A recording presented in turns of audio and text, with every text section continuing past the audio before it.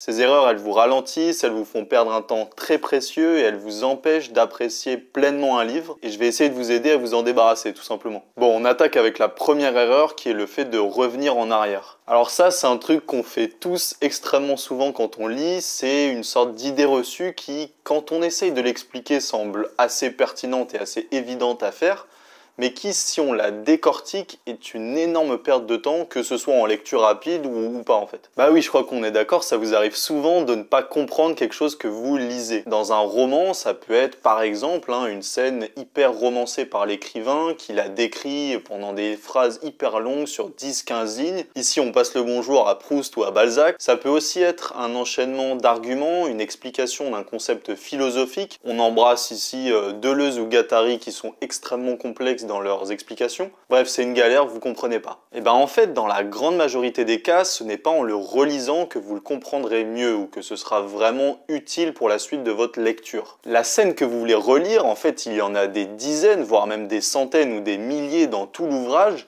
et je crois qu'on peut s'accorder pour dire que une ne fait pas une grande différence parmi tout l'ouvrage. Vous oublierez souvent aussi les multiples arguments énumérés par un auteur, par quelqu'un qui essaie de vous convaincre, et généralement l'auteur lui-même en fait une synthèse à la fin de son paragraphe. Si on prend l'exemple du concept philosophique, c'est pareil. Eh bien le relire risque simplement de vous embrouiller encore plus et même peut-être de vous décourager. En fait, tout ça part d'une idée qui part souvent, à mon sens, d'un biais cognitif qu'on a tous en tant que lecteur. Vous pensez que si vous survolez 10 lignes à un moment de votre livre, 10 lignes que vous ne comprenez pas ou que vous trouvez assez inintéressantes à lire, eh bien en fait, ces 10 lignes, selon vous, vous empêcheront de comprendre la suite de l'ouvrage ou même d'apprécier le reste du bouquin. Sauf que 10 lignes sur un bouquin de 300 pages, avec une moyenne, disons, de 30 lignes par page, puisque c'est les éditions comme ça aujourd'hui, donc ça fait environ 9000 lignes en tout, et ben ces 10 lignes, si vous faites le calcul, elles ne représentent que 0,1% de l'ouvrage en entier. Non mais c'est vrai, quand vous matez un film par exemple, et que vous allez chercher rapidement une glace dans votre frigo, et que vous revenez en courant devant votre télé, en fait, vous ne vous dites pas bon, c'est mort, je vais rien comprendre et je vais prendre aucun plaisir à regarder ce film, je le coupe maintenant.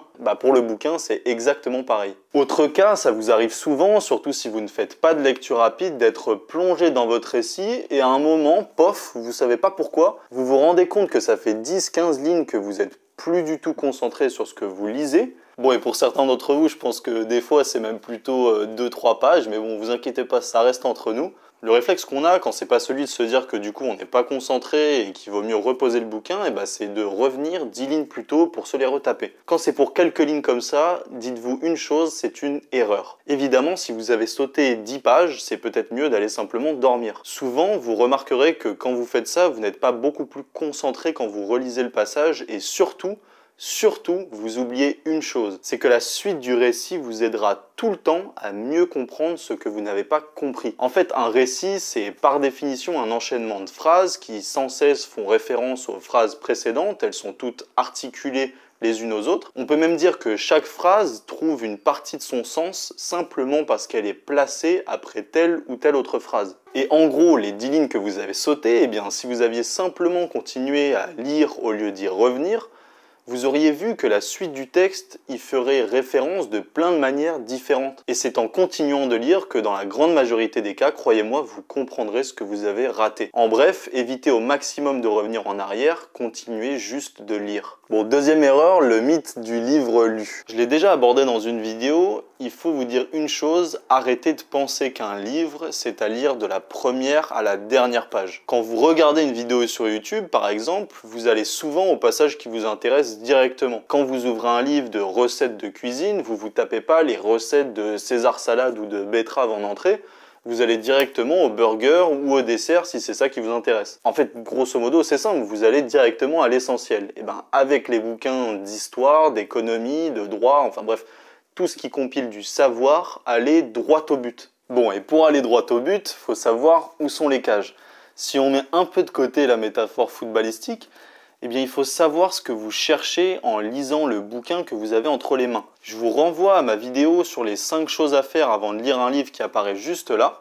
Et en fait, le mythe du livre lu, c'est exactement ça. C'est le fait de se dire, j'ai acheté un bouquin qui a un début et une fin, enfin plutôt une première page et une dernière page, Et donc, pour pouvoir le rentabiliser d'une certaine manière, pour que je puisse dire et même me dire que j'ai lu ce bouquin, il faut que je lise tout. Et ben, par exemple, en économie, si on réfléchissait en termes d'utilité, on dirait que c'est un comportement qui est doublement irrationnel. D'abord, car souvent vous réduisez votre plaisir, ou plutôt même vous augmentez votre dégoût en vous forçant à lire des passages qui ne vous intéressent pas. Et en plus de ça, ce déplaisir ou ce dégoût vous demande du temps supplémentaire pour le lire et pour, d'une certaine manière, le subir. En fait, en raccourci, vous perdez votre temps à faire un truc qui vous déplaît ou qui vous est complètement inutile. Je vous conseille vraiment d'avoir ça en tête quand vous vous apprêtez à lire un bouquin. Pensez-y, c'est un gain de temps qui est monumental. Passons maintenant à la prise de notes, ou plutôt l'absence de prise de notes. Prendre des notes, c'est utile et bénéfique pour tout le monde, même si votre objectif n'est pas de vous souvenir de tout. Prendre des notes, ce n'est pas simplement vouloir retenir des choses ou marquer des passages. C'est plein de choses qui vont vous permettre de mieux comprendre le livre, même parfois de mieux l'apprécier, et surtout de pouvoir l'intégrer à votre pensée ou même à votre imagination.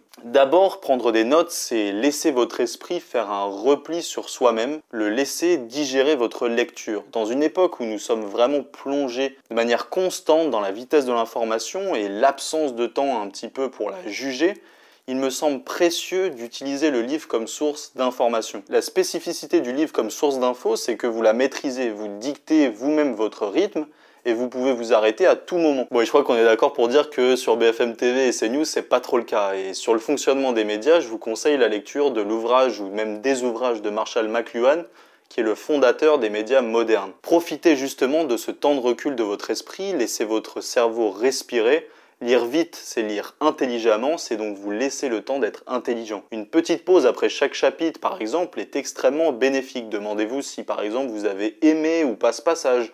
Si oui, pourquoi? Et sinon, pourquoi? Y a-t-il des arguments qui vous ont convaincu ou pas du tout? Des mots dont vous aimeriez vous souvenir pour améliorer votre vocabulaire? Ça peut être aussi, est-ce que ce chapitre vous évoque d'autres idées ou des débats que vous avez pu avoir avec un ami ou lors d'un dîner de famille enflammé à Noël? Écrivez toutes ces pensées directement sur votre bouquin. Prendre des notes, c'est aussi critiquer, c'est aussi faire un schéma ou ça peut être un dessin de ce que vous venez de lire. C'est des choses qui libèrent votre imagination. Faire un dessin, ça marque votre mémoire et en plus, ce sera utilisable pour une mind map si l'ouvrage vous a plu. En bref, la lecture et l'écriture sont fondamentalement liées. Écrire après lire, c'est un des meilleurs conseils que je puisse vous donner.